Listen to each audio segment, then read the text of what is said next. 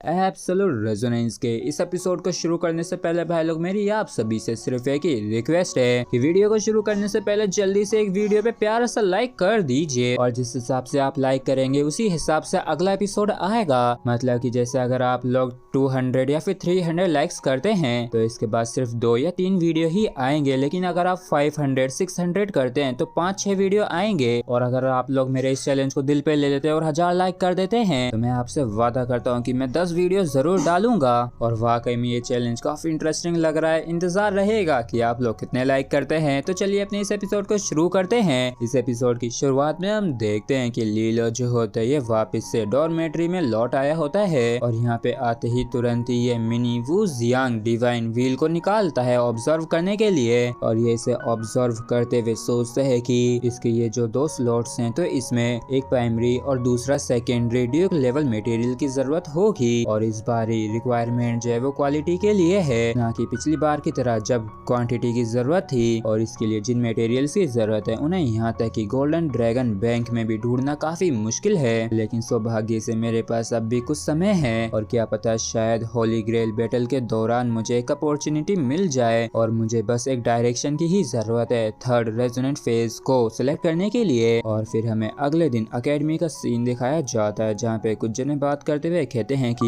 मैं सच में बिल्कुल भी एक्सपेक्ट नहीं कर सकता हूँ कि टीचर जी चैन किसी ऐसे इंसिडेंट का सामना करेंगी। तो लीलो जो होता है ये कहता है कि लेकिन जो भी हुआ ये अच्छा ही है, क्योंकि जब मैं फ्यूचर में सेंसिन जिया को यहाँ से दफा करूंगी तब मुझे एक एक्स्ट्रा हेल्प जरूर मिलेगी। तो इस पर कोई और कहता है कि हाँ उम्मीद तो यही है। तो जियांग क्विंग इसे एक बॉक्स देते हुए कहती हैं कि सही वही ने स्पिरिचुअल वाटर लाइट के इन बेचेस को तुम्हारे लिए कलेक्ट किया है और इसमें दोनों ही है 7th ग्रेड और 5th ग्रेड के। और तुम्हें वाकई में इसके साथ काफी बड़ी मदद मिलेगी, क्योंकि तुम्हारा जो वुड अर्थ रेजोनेंस है वो इवॉल्व होके 6th ग्रेड पे पहुंच पाएगा होली ग्रेल बैटल के शुरू होने से पहले। और जिस दौरान मैं जिया किंगडम में नहीं होंगी तो मैंने सारी चीजें लोयल एंड मेंशन में अरेंज कर दी है, तो तुम्हें चिंता करने की तो कोई भी जरूरत नहीं है। और एक बारी जो होली ग्रेल बैटल खत्म हो गई तो इस पर लीलो कहता है कि हाँ मैं समझ गया, क्योंकि उसके बाद मेंशन फेस्टिवल आ रहा है और इस चीज से कोई भी फर्क नहीं पड़ता है कि आखिर कौन लोलैंड मेंशन को डिस्ट्रॉय करना चाहता है, लेकिन जो भी हो मैं उसे छोड़ूंगा नहीं। तो जियांग क्विंग जो होती है कहती है कि तुम बातें तो वाकई में काफी बड़ी बड़ी कर रहे हो, तो क्या तुम ये चाहते हो कि मैं तुम्हारी तारीफ करूं? तो इस पर लीलो भी हड़बड़ाते हुए मना कर देता है। और तभी जियांग क्विंग जो होती है ये कहती है कि तुम बस अपना पूरा जोर लगा के लड़ना, फिर चाहे होली ग्रेल बैटल हो या फिर मेंशन फेस्टिवल, मुझे तुम पे पूरा विश्वास है। और हमारे जाने से पहले अच्छी तरीके से आराम कर लेना, तो अब मैं चलती हूँ। तो लीलो भी जाते हुए कहता है कि हाँ ठीक है तुम भी आराम कर लेना। और फिर सीधे हमें डिपार्चर वाले दिन का सीन दिखाया जाता है जहाँ पे प्रिंसिपल सुजिन के साथ अकेडमी की पूरा सीनियर स्टाफ आया होता है। और आज ये सभी लोग जो दिखाई दिए थे इससे समझ आता है कि इवेंट जो है कितना ज्यादा इम्पोर्टेंट है। और यहाँ पे आने के बाद सुजिन कहती है कि लेडीज एंड जेंटलमैन, हमारी अकेडमी की जो टीम है वो होली ग्रेल बैटल में पार्टिसिपेट करने के लिए जाने वाली है, लेकिन हमारे जाने से पहले मैं किसी स्पेशल से चाहती हूँ कि वो सामने आके आप सभी से बात करे इस बारे में कि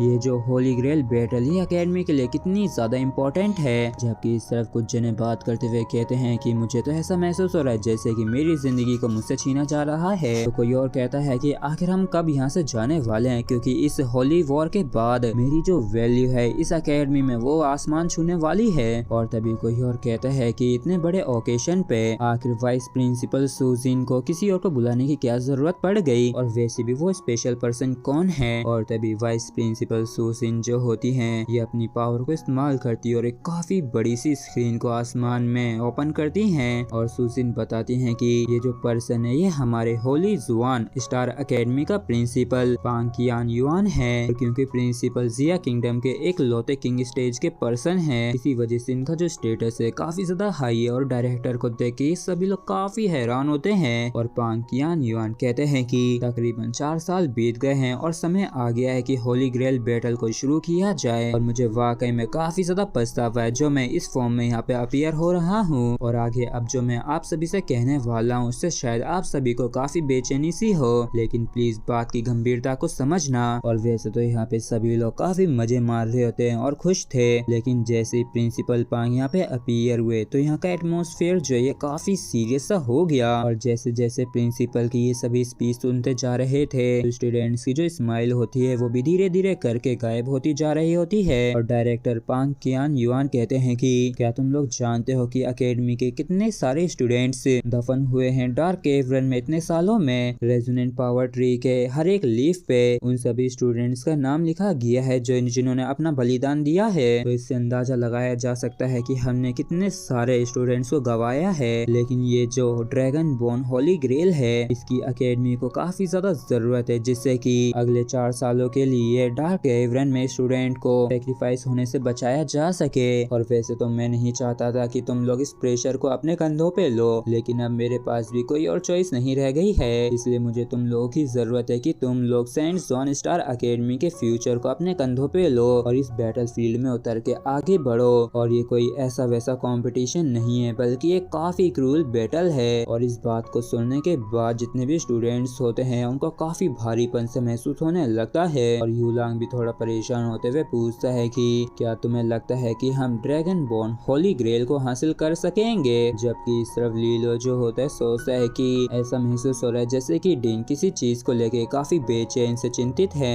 तो क्या डार्क केव रन की डेप्थ की जो सिचुएशन है वो बद से बदतर हो रही है। और अगर हम ड्रैगन बोन होली ग्रेल को अपने साथ लेके नहीं आ सके तो आखिर एकेडमी के फ्यूचर का क्या होगा। जबकि डायरेक्टर जो होते हैं कहते हैं कि एकेडमी जो है वो तुम सभी पे गर्व करती है और उन सभी स्टूडेंट्स के बिहाफ पे मैं तुम लोगों का शुक्रिया अदा करना चाहूंगा जो कि फ्यूचर में डार्क केव रन में दफन होने वाले थे। इसलिए प्लीज जो कुछ भी कर सकते हो वो सब कुछ करना जिससे कि तुम लोग ड्रैगन बोन होली ग्रेल को यहाँ पे लेके आ सको। जबकि सूजिन जो होती है भी थोड़ी सी परेशान होती हुई सोचती है कि मैंने बिल्कुल भी नहीं सोचा था कि ये सीधे मुद्दे पे आके इतने कठोर से स्पीच देंगे। और एक तरीके से डीन से एक्सपेक्ट करना भी नामुमकिन है कि ये मन हल्का करके कुछ बोल सके।